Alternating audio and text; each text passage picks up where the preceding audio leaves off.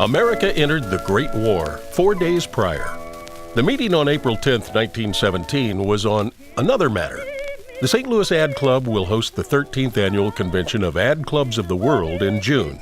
The power and energy of this international gathering will benefit the city and the country.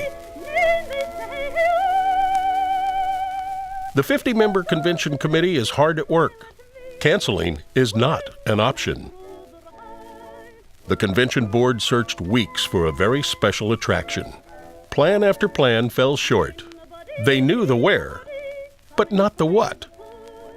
John Ring turned to Guy Golterman. Guy said, "I have something for you. Let's go see Nelson Cunliffe." Cunliffe said, "Good." The trio went to see Mayor Keel. John, do you and the convention board have your plan? Yes, Henry.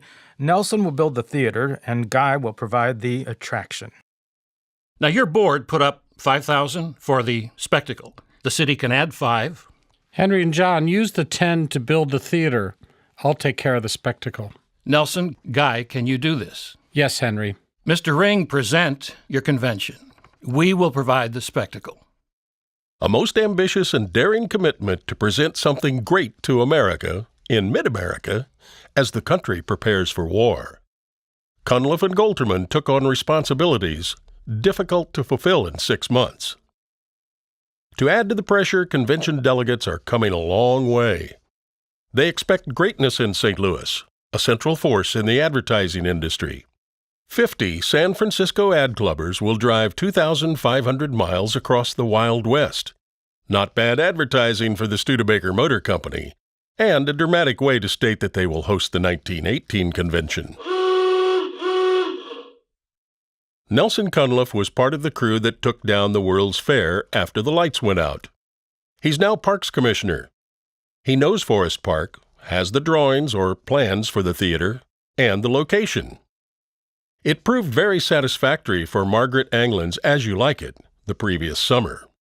A large stretch of parkland between and beyond 2 giant oaks, west to the River Des Peres and east up a sloping hill. Workers attacked the area, clearing trees and bushes, excavating, grading, and leveling. The stage will be among the largest in the world. The most modern technical and staging wizardry will be added from a most unexpected source. The orchestra pit will accommodate 200 musicians and instruments. The theater will seat 11,000, 1,500 at no charge for admission. Thousands of cubic yards of cement are poured. The permanency. Tents will house the construction office, then the producers, dressing rooms, costumes, and props. A theatrical production city in Forest Park. So what is the attraction? The spectacle. Guy Golterman is one of America's youngest grand opera impresarios. He brought to St. Louis Arthur Nikisch and the London Symphony Orchestra on its first tour of North America, Royal Russian Ballet with Pavlova, Caruso and the Metropolitan Opera, and Mary Garden, the infamous Salome. Golterman and the St. Louis Grand Opera Committee produced operas. The plan is the grandest of opera, before huge audiences on a huge stage for the ad clubs and for the citizens of St. Louis, and thus the Municipal Theater. Verdi's Aida, the biggest, in Forest Park in June of 1917. He has 50 days. He has his doubters. This is St. Louis. Gigi made some calls. Gatti Casazza, General Director of the Metropolitan Opera, sends Stage Director Armando Agnini to advise on stage construction and to manage the productions. Fulgencio Guerreri as Musical Director and Conductor. Esther Zanini Bonfiglio, prima ballerina, to train the St. Louis dancers and perform the solos, the singers to come later. European conductor Ernst Knock crossed the Atlantic.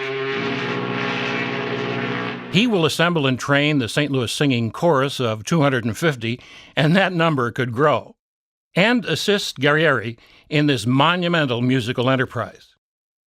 Fortuno Gallo, owner and manager of the traveling San Carlo. He contacted several of his regulars. Opera in mid-season, but Gallo will do his best. Mary Garden of Chicago Grand Opera is in Paris, but for her friend Guy, she made some calls or sent telegrams to her lead singers. Opera's sometimes troublemaker also arranges for the Aida sets to be shipped from Chicago. Construction crews following a trusted leader. But in a month and a half? The opera world helping a friend and colleague. But in a month and a half? And it rains in St. Louis.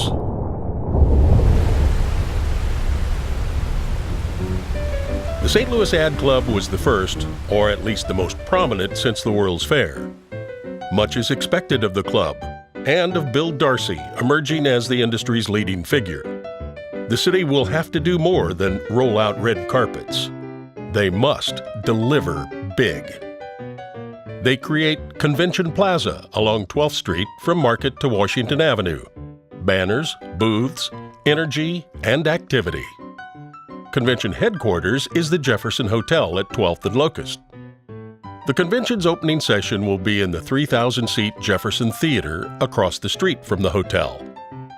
Hundreds of exhibits will be set up in City Hall at 12th and Market.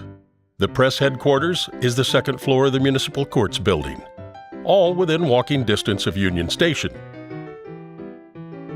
30 departmentals are offered for advertising agents, film producers, copywriters, business press, outdoor, retail, printed programs for theatrical productions, and there will also be a departmental on credit. Don't know if this is credit for learning or how to borrow money. St. Louis Rotarians will drive delegates and dignitaries from here to there. Hotels and restaurants will be at their best and do well. Retailers will do well.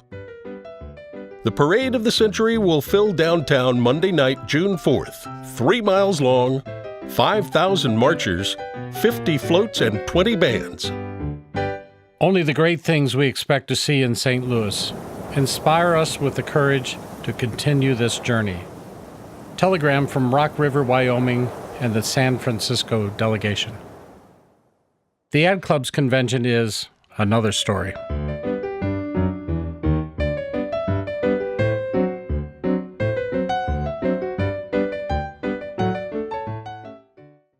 Golterman crafted challenging rehearsal and production schedules. His team of experts have been through it before, but not with such a deadline. Agnini will be at the park every day working on the stage and the technical components of the theater. He plans the movements of sets and people. Performers rehearse off-site until the theater is ready. Golterman helped Casazza and Gallo in 1910 and Garden in 1911. How did they do for their friend and for St. Louis? A double cast of principals with big voices who know their roles and with experience singing opera outdoors, especially at the Ravinia Festival near Chicago. Double casting of leads also means that equally talented stars can step in at any moment, and that's better than understudies. Maria Rappold, 198 performances at the Met over her career, will alternate the role of Aida with Frances Peralta from the San Carlo. Serena Van Gordon of Chicago Civic Opera and the Met, and Margaret Jarman, following a European tour, will alternate Amneris. Caruso was not available, so Radames is Costa Rican tenor Manuel Salazar one night and Romeo Biscazzi the next, both from the San Carlo. Louis Kreider from the Met and Brazilian Roberto Viglione portray Amonasro. Ramphis the High Priest is split between Virgilio Lazzari and Carl Cochems, both from the Chicago Opera. Also from Chicago, Constantine Nicolay is the king for all performances. He had a good agent. In this big opera, contrast is provided by the priestess. Swedish-American soprano Maria Sandelius from the Met and St. Louisan Elda Vittori will alternate the performances. Thursday, May 31st, 100 St. Louis musicians in the orchestra pit tune instruments, open their scores, and look up at their conductor. Silence. Guerrieri glances left, then right, raises his baton, and silence went away. There are stops and repeats over the 3-hour rehearsal. Guerrieri tells reporters he is well pleased and confident in his orchestra. On the same day, 300 costumes shipped from New York are distributed. One truck broke down on the way to the theater, and a caravan of motor cars rode to the rescue. That evening, the principal cast goes to the Army-Navy Club at 3621 Washington Avenue to join the chorus in rehearsal. Under Guerrieri's direction, Peralta, Salazar, and the other leads sing their full roles, while Knock conducts the chorus. A simultaneous rehearsal with 2 conductors gives the St. Louis singers full context and experience with Aida. Friday, it all moves to the park. Familiarization, like a new home. Saturday, June 2nd, 2 full dress rehearsals. First with one set of lead players, the second with the second group. Photographers and film crews here for the convention are invited to both rehearsals. Smart marketing. Following these run-throughs, the Globe Democrat reports, "The management have provided in mid-season as fine a cast of principals as America could offer, and the new stage is as much a revelation in artistic construction as the theater is a marvel of adaptation to purpose." That was the plan. Sunday, June 3rd, 11 a.m., it's hot. Guerrieri works the orchestra hard. At 2:15, it's hotter. The players stand up, pack their instruments, and go over to Washington University. On the quadrangle, a crowd of 12,000 hear Mayor Keel welcome the ad clubs of the world to St. Louis. He would not actively participate in the convention because of health concerns. Senator Hiram Johnson of California gave the principal address. The good senator should offer to buy gas for the San Francisco ad clubbers for their drive back. Monday morning, June 3rd, the convention opened in the Jefferson Theater. A rousing pep rally. Then the departmentals. Monday night, the Parade of the Century. The power company tapped into the sources along the parade route and turned on 1,000 lights. The taking of motion pictures is invited. Tuesday night, 12,000 filled the new theater in Forest Park. Most paid, 12 to 1,500 didn't. The inaugural performance is dedicated to the ad clubs of the world. Act 1 holds the audience spellbound. Then intermission. Act 2, Radames' triumphant march to the gates of Thebes brings What promised by all odds to be the most pictureful and gorgeous opera production ever given in this city was interrupted by downfall of sheets of rain. Richard Stokes, the Globe Democrat. Wednesday night, there is an understanding between Mother Nature and the producers. Aida, an opera gem under a starlit canopy. Thousands held spellbound by 3 hours of song. Lustrous moon, foliage add to the beauty. Audiences as large as witnessed the premiere the previous night, and Municipal Theater's success is assured. Madame Rampold pleases, and Salazar is in powerful and resonant voice. Richard Spamer, Globe Democrat. Peralta and Boscacci had their turn Thursday night. It rained again. They nearly completed the performance. Friday night drew another large crowd. A farewell concert planned for Saturday grew into a full production.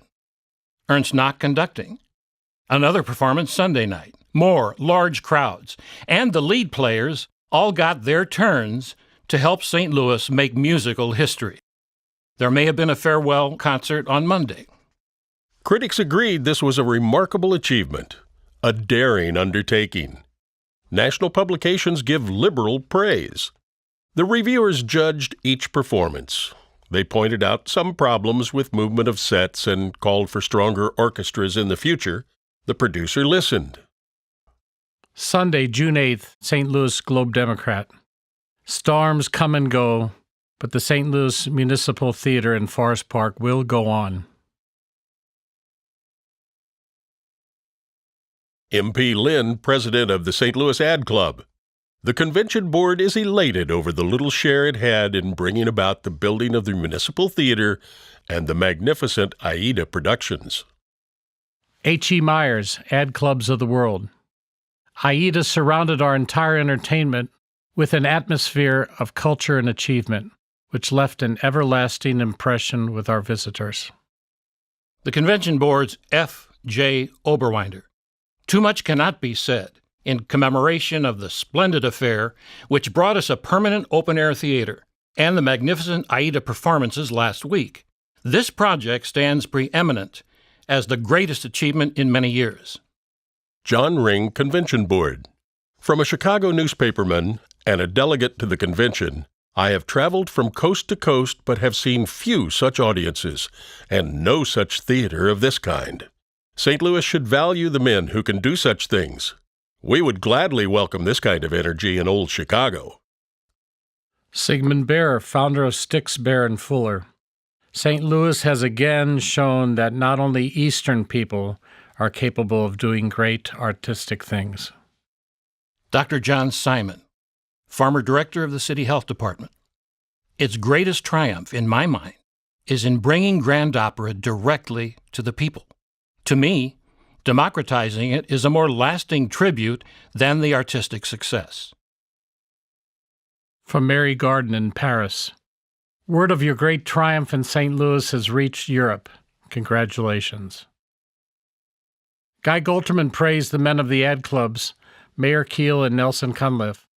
Though he assumed responsibility for the artistic and financial fate of the endeavor, he directed credit to his departments of experts, stating, "Their spirit of cooperation forecasts success."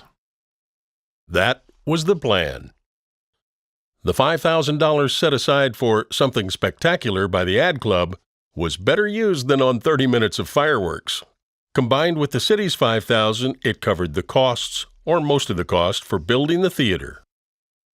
There was always financial risk in presenting opera. 40,000 plus admissions and programs advertising paid all the bills relating to producing Aida and the 6 performances, with $450 left over. No loans, no debt. Gigi would not have to sell his house on Euclid Avenue. The economic impact of the convention and the spectacular in Forest Park is in the millions in 1917 dollars. The value of the press coverage and the value of the Muni we cannot estimate. July 23rd to 28th, the Grand Opera Committee presented a double bill, Pagliacci with a huge cast and orchestra, and Spanish ballet selections. Many of the team stayed over or came back. Musical America, August 4th. St. Louis again has successful open-air opera. It provides a grade of grand opera that cannot be excelled anywhere.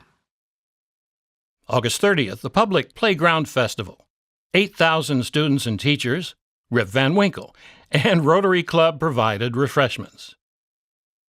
Mendelssohn's Elijah, September 17 and 18, a favorite of the Pageant Choral Society. There may have been other uses of the theater in 1917, maybe lost to time. Not a bad first year. Nelson, you did it. Yes, Mayor. Guy, you did it. Yes, Mayor. What shall we do next? The next would have to wait as our country is at war. Keel would meet responsibilities to the city and to the country in difficult times. Cunliffe will manage the parks and shape the future of the municipal theater. That's another story. Golderman goes to Washington, D.C. as a $1-a-year man. He raises money to help pay for the war, but he isn't paid. With his contacts in the opera world, he booked opera stars at Liberty Loan rallies, including Caruso in the St. Louis Coliseum May 2, 1919, and founded the Nation's Forum. That's yet again another story.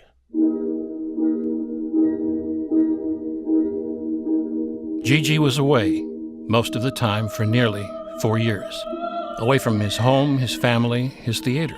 Would he return to fill its great stage again? That's another story.